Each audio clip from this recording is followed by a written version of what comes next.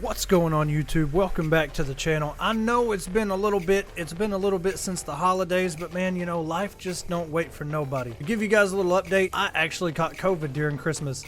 So I've been a little bit under the weather. Work was understanding, work was cool, but you know, can't work for about 2 weeks, 14 days they told me. So I just been kind of grinding. I got NBA 2K22. That's been keeping me company, as well as obviously Warframe.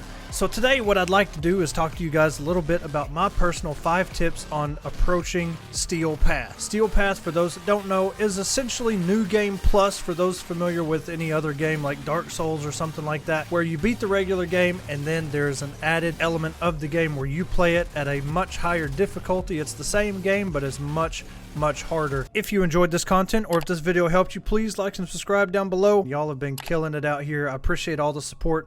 Y'all keep killing it. I'm gonna keep trying to kill it. Let's get back on track, man. Enjoy the rest of the video. So first off, how do you unlock the Steel Path? You have to complete every single node on every single planet. It will also unlock Arbitrations, which is going to now be up here above where your Nightmare missions and Kuva siphons are.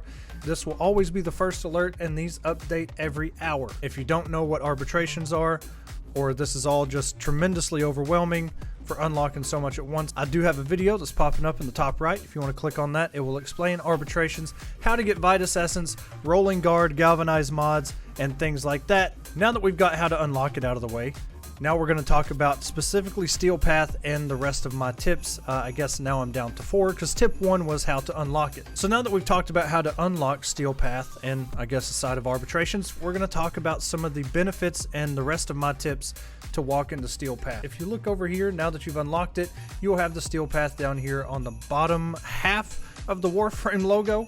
Enemy level plus 100. That is a flat rate. So if we go to Earth, instead of it being level 1 and level 3 enemies, now it's 101 to 103. Earth just got a little bit more crazy, you know what I mean? Enemy health, shield, and armor plus 250% of their counterparts on the regular game.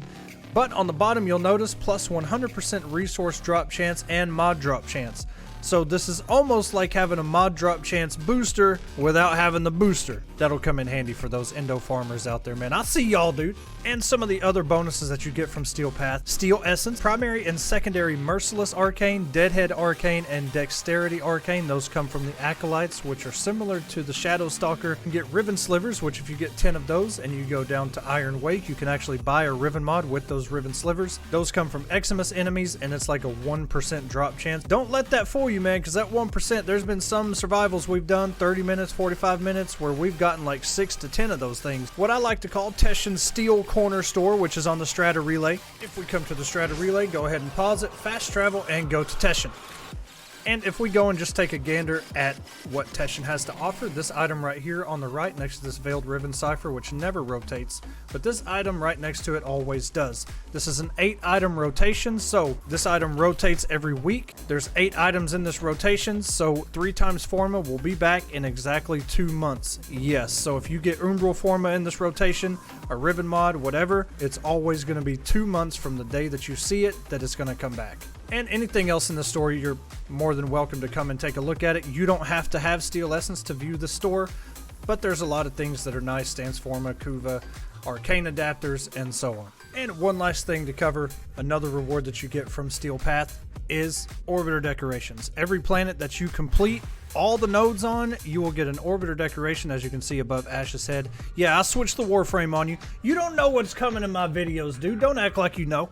Tip number 3, baby steps. I recommend baby steps. Now, if you unlock Steel Path, you're more than welcome to just go to Earth, see how your weapons hold up. In my experience, my weapons were okay, but I ran out of ammo really quick. I wasn't using rifle ammo mutation, and I certainly wasn't using vigilante supplies, which I definitely use now. And then re-rolling Rivens, investing more endo into some of the better mods, switching from amalgam serration to regular serration, which that's all personal preference, but definitely want to max out those Riven mods, those galvanized mods, and make sure that your damage is as good as it can be for what you have. With that said, if you pay attention to the tab that's up in the top right, you're going to see one added tab right in between invasions and the alert. These are called Incursions. These will give you 5 Steel Essence just for completing the mission. This is what I like to look at as the Nightmare mode for the more higher level players, because While Nightmare Mode gives you a guaranteed rare mod that's really good when you're just starting out, the Steel Path and its Incursions give you 5 guaranteed Steel Essence just for completing it. That's not to mention if you get invaded by an Acolyte during that mission, which will only add on to that total. If you do get invaded, not only will you get that Steel Essence from the Acolyte himself, but you'll also get a 100% chance at an Arcane drop. It's either going to be Primary or Secondary Merciless, Deadhead, or Dexterity. You get enough of those, you can start ranking those up from rank 1 to 2 to 3 to 4 to max out at 5, which will tremendously improve your DPS. Merciless being one of my favorites because you're buffing your weapon as you accumulate kills. Tip number 4. The Acolytes. Yes, I know we just talked about what they drop, but the Acolytes, I highly recommend going into Steel Path with either Adaptation or Rolling Guard. Adaptation you can get from doing Arbitration missions. Adaptation is a really good mod because the more of a certain damage type that you take, the more you resist it. So you're kind of like those sentients that pop up on Lua. Remember when we first ran into them and it was like, oh, they're adapting to our damage. We got to have a different primary, secondary, melee. This is a must have for Steel Path. I highly recommend. Rolling Guard, the other one, this can also be received from Arbitrations, however, not the same as Adaptation. Adaptation is a reward within Arbitrations. Rolling Guard, you get a Spending Vitus Essence that you get from Arbitrations at the Arbitration store on the Strata Relay. You become invulnerable for 3 seconds and remove all status effects. These Acolytes are immune to Viral, and I know Viral is like one of our favorite elements aside from Fire and maybe Corrosive, so definitely roll with Corrosive or Heat or even really good Slash, Hunter Munitions. Something like that is really going to help you against these Acolytes. And most abilities are effective, unlike the Shadow Stalker that we're used to, where he says, "Your Ditto powers are useless." Well, not with these guys. These guys, like when I play Haro, I know I can chain them, I can buy myself some time, I can create some space, I can take control of what's going on, but not all abilities work. For instance, I also use Nidus on Steel Path, and his tentacle, his 2, where the octopus comes out and grabs everybody in range, it will not grab the Acolytes. So definitely test with your Warframe which one you like, which abilities work, and which ones are most effective for you, especially just starting out.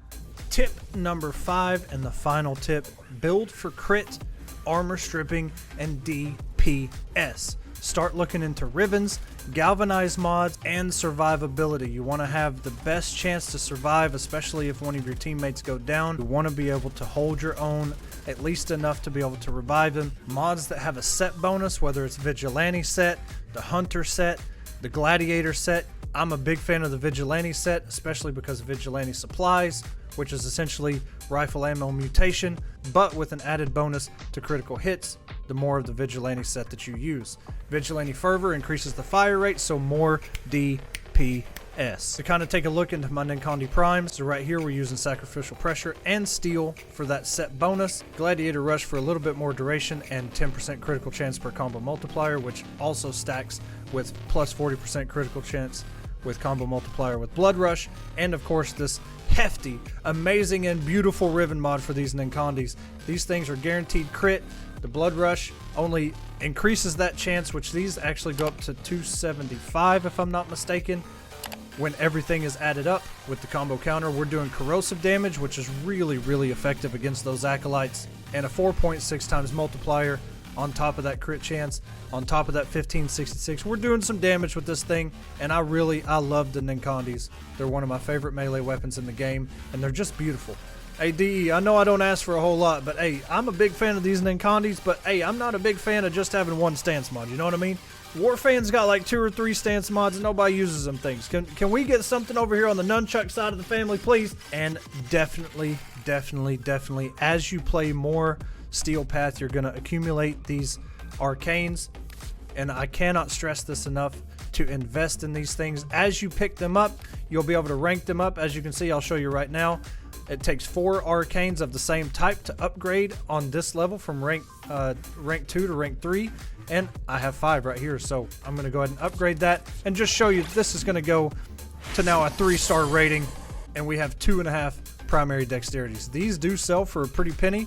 Primary Merciless, I think, is the most expensive. I think that's around 25 to 35 platinum. But hey, man, you need these. These will help you tremendously in the future. So as you kill those Acolytes, stack up on these things, rank them up as best you can. So that, ladies and gentlemen, are my 5 tips for getting into Steel Path. If you do have any other questions or anything that's giving you troubles, please put it down in the comments. I try my best. I do what I can. I only want you guys to succeed and not drop this game, because I know how frustrating it can be when you kind of hit a dead end. If you haven't yet, like and subscribe down below and enjoy some of the other content that you find on this channel or any of the new videos we put out pretty soon. Love y'all, man. Happy New Year. Best of luck to you this year. It's going to be an awesome year. I know it. I know we're all going to kill it, and I know I'm going to be proud of you. So don't give up. Catch y'all in the next video. Peace.